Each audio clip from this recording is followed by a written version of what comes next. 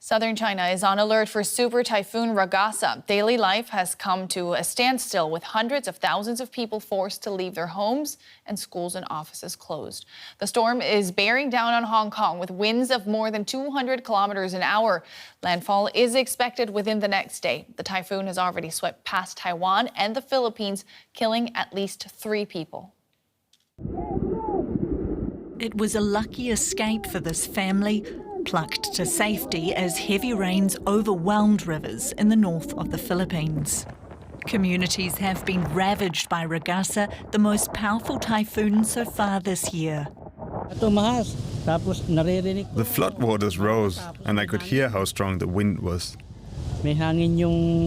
Yesterday the waters weren't as high, but when I woke up, it was already deep.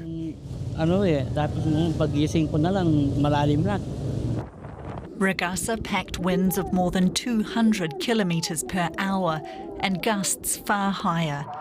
But it's the flooding and landslides which often pose the greatest risks in northern Philippines. Several people have been killed and thousands of others have been displaced. Ragasa's heavy rains caused a lake to overflow in Taiwan. A torrent of water then smashed through a bridge and flooded a nearby village, sweeping away cars and even pedestrians. The storm is now heading towards China, where millions of people are bracing for its arrival. Almost all public life in parts of the southern coast has been put on hold, and people in Hong Kong have been taking precautions. I taped windows in my place with a cross pattern. We also prepared rice, noodles and vegetables. We are well prepared. Sandbags are in place with forecasters warning of large waves, and hundreds of thousands of people have been evacuated in Guangdong province. Ragasa has also caused chaos for air travel. More than 700 flights have been suspended until Thursday. Let's get more from meteorologist Matthew Cappucci in Washington. Matthew, let's start with the basics. What exactly is a super typhoon?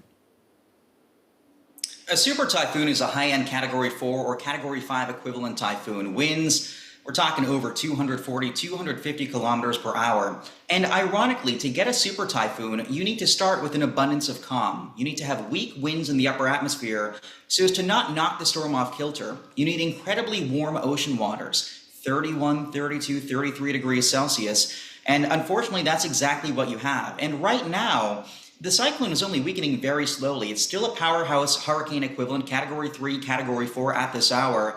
It will graze along the southern coast of China, causing a potentially devastating storm surge, in addition to heavy rainfall and strong winds too. It already wreaked havoc in the Philippines. When is it expected to make landfall in southern China and hit Hong Kong?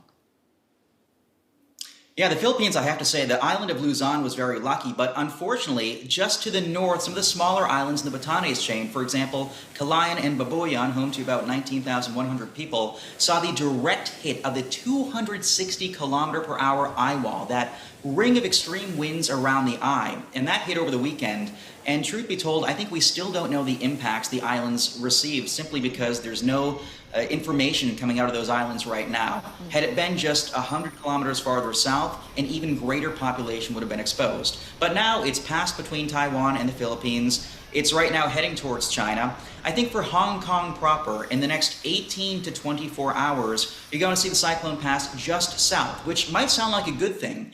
The winds will stay mostly offshore, but unfortunately the onshore flow, the winds pushing water against the coastline, will lead to a really significant storm surge. We're talking 2 to perhaps 2.5 meters of water piled against the coastline. So Hong Kong, the biggest impact will be surge. Then farther west in Guangdong province, I think a landfall is likely on Thursday. At that point, the storm will be a Category 1, maybe a Category 2, with hurricane-like impacts likely. We're talking winds over 110, 120 kilometers per hour, lots of rainfall, and an additional surge of 1 to 2 meters. So what should people be bracing for and hopefully sheltering from, of course?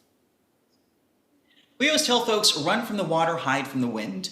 If you live near the coastline within a couple meters of sea level, it's a good idea to evacuate and move inland. It's very difficult to sort of protect yourself against surge water, the only thing you can do is really get up or get inland. That's what we always recommend. Apropos to wind, China has great infrastructure, but it's still likely many locales will probably lose power for an extended period. We're talking 2, 3, 4 days. So charging up devices, making plans for grandma, grandpa, the elderly, anyone who might need some additional care during the storm, stocking up on any medications you might need, food, water, and just being ready to ride it out for about 3 or 4 days. That was meteorologist Matthew Cappucci in Washington, D.C. Always great speaking to you. Thanks so much. Thank you.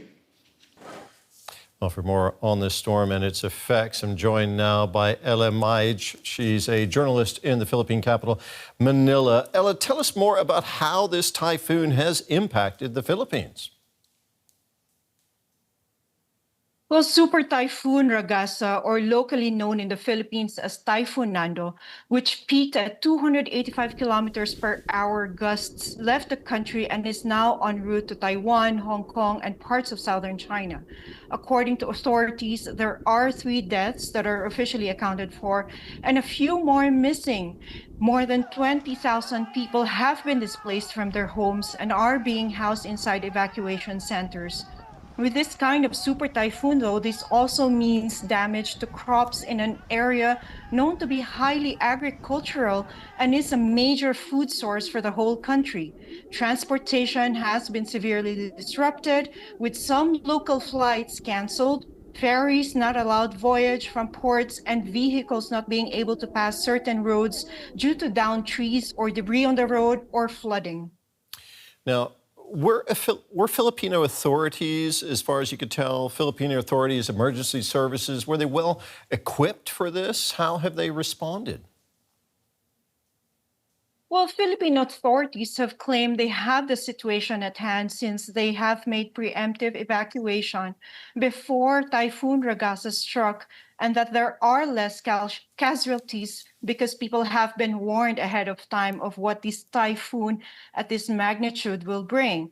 Unfortunately, Philippines is in the season of storms and typhoons this time of the year, and Ragasa being the strongest of the 14 so far. There is another one coming in within the week, and it's not quite the end of the year yet. So we do hope authorities can continue to work effectively on the safety of the Filipinos this typhoon season.